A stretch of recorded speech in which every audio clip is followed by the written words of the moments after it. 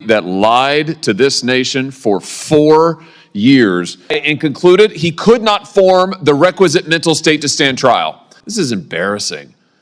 But worse than that, it's dangerous. They lied to us for 4 years, and we know they lied. They know they lied. It's why they're not here. They don't want to answer a single question. They can't bear to show their faces in public. And you know what? It's right that they can't do that, because the bill of goods they sold this country, they walked this country right into one of the greatest constitutional crises of our history. It is dangerous for this country. So right now, today, I call on President Biden, former President Biden and his staff, release the documents. You have them, you know you have them, release them. If what you did is legal, and if you're really not embarrassed about it, and you think it was totally constitutional, release the paper flow. And if you won't do it, we should subpoena those documents. Schiff and the Democrats just got hit with what looks like a full-blown receipts reset from Josh Hawley. And let's just say when the paperwork shows up, the talking points suddenly lose signal. If lies had a group chat, this hearing would have been the notification everyone wants to mute.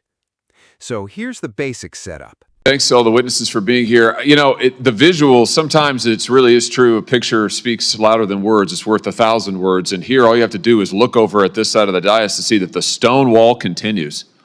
I mean, from the party that lied to this nation for 4 years, let's just take a look at some of the things that our colleagues said on the Democrat side when their own Justice Department was concluding that Joe Biden, who, let's not forget, illegally took classified documents and kept them in his garage, in his freezer. I mean, Lord knows where. He just certainly didn't know. Their own Justice Department interviewed the guy and concluded he could not form the requisite mental state to stand trial. He did not have the mental ability to stand trial. And what did our Democrat colleagues say? Vice President Harris says, oh, no, the way that the Hur report characterized the president is so wrong. The president's demeanor is totally fine. Senator Smith, what the Hur said about the president not remembering his son's death, so unfair. Senator Kaine said this is grandstanding. Senator Fetterman said it's just cheap shots. You had other senators saying, Senator Ossoff in February of 2024, saying, and I quote, I found the president to be sharp, focused, impressive, formidable, and effective. In June 2024, Congressman Jeffries insists Biden was, and I'm quoting again, incredibly strong, forceful, and decisive. Where are they now? They don't want to answer for any of those quotes now. They lied to us for 4 years, and we know they lied. They know they lied. It's why they're not here. They don't want to answer a single question. They can't bear to show their faces in public.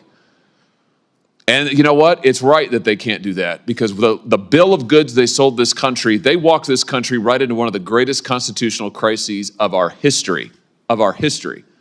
And now they are afraid to even show up to admit it. These are people, and this is a party that cannot be trusted with power, that cannot be trusted to tell the truth, the most basic truth. They all changed their tunes after Joe Biden debated President Trump, and the whole world could see he couldn't even form a sentence, that running this guy for president again is a form of elder abuse. My, how they changed their tunes after that. Now they can't even show up in public to talk about it. This is embarrassing. But worse than that, it's dangerous. It is dangerous for this country. Mr. Wold, I want to pick up on something you just said a second ago about the OLC and their opinion as to when an auto pen can be used. Just be clear about this. Auto pen means not signed by the person. Auto pen is basically push of a button and it gets signed. OLC says only when the president specifically directs it and it is under his direct authority. Do I basically have that right? That's correct, Senator. So, based on the facts we know, did that happen in this case with all of the pardons and clemencies and other giveaways that Joe Biden signed? Assuming that the Biden White House complied with sort of traditional practice of presidential administrations and that there was record keeping either from the staff secretary or others, there should be records to indicate either through covering memorandum or briefing books where the president would have signed his signature authorizing this decision. None of that has come forward. That would be very easy to dispel some of these concerns.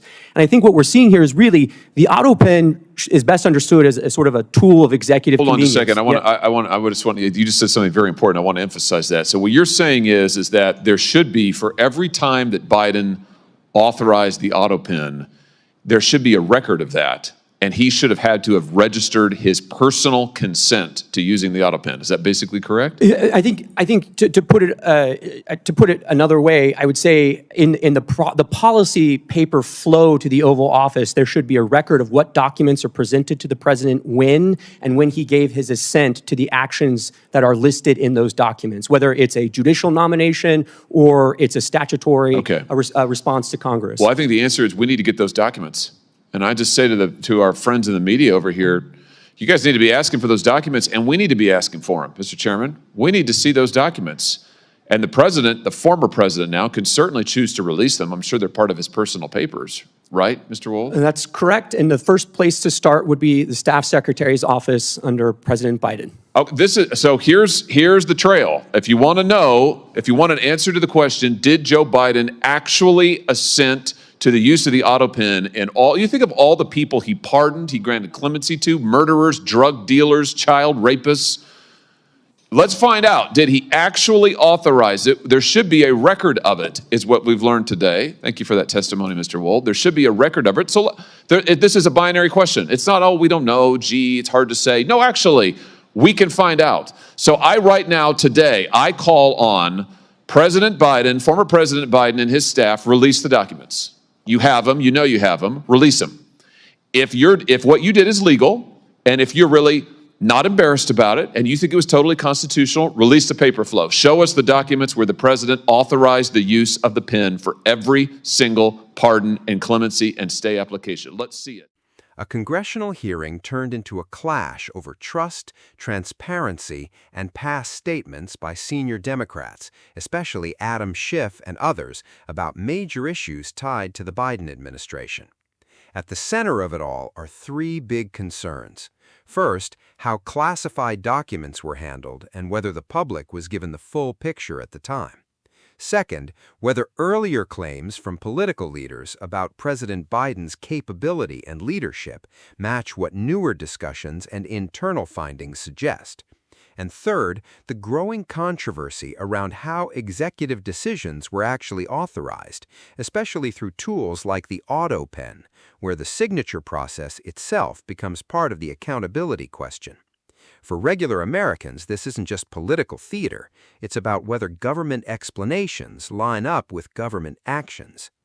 Now, Josh Hawley's approach in this hearing was pretty straightforward. He came in focused on records, not rhetoric.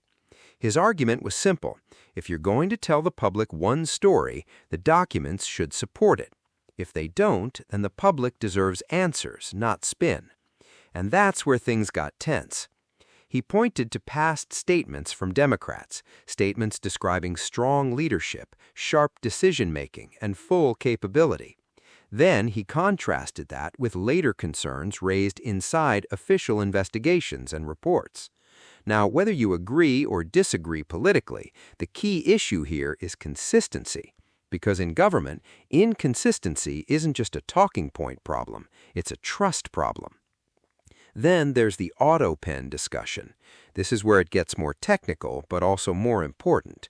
The auto pen is a tool used to sign documents automatically, but the question raised is about authorization. Was there a clear, documented chain showing the president personally approved each use? Hawley's position was that if those records exist, they should be produced. If they don't, that raises obvious questions about how decisions were being processed at the highest level. And that's really the core of this entire debate, not personalities, but procedure. Now, if you're still watching this, go ahead and subscribe, because these kinds of hearings don't end when the cameras stop rolling. They usually continue in investigations, follow-up hearings, and document requests that come later. What stood out most wasn't just the accusations, it was the demand for something very basic, proof. Because in a constitutional system, authority isn't supposed to run on memory, assumptions, or press statements. It runs on records. And when those records are questioned, everything else becomes secondary. That's the line Hawley was pushing here. Either the documentation exists or it doesn't, and either way, the public deserves to see it. Thanks for watching Congress Showdown. In politics, words travel fast, but paperwork always shows up late, and when it does, it rarely agrees with the speeches.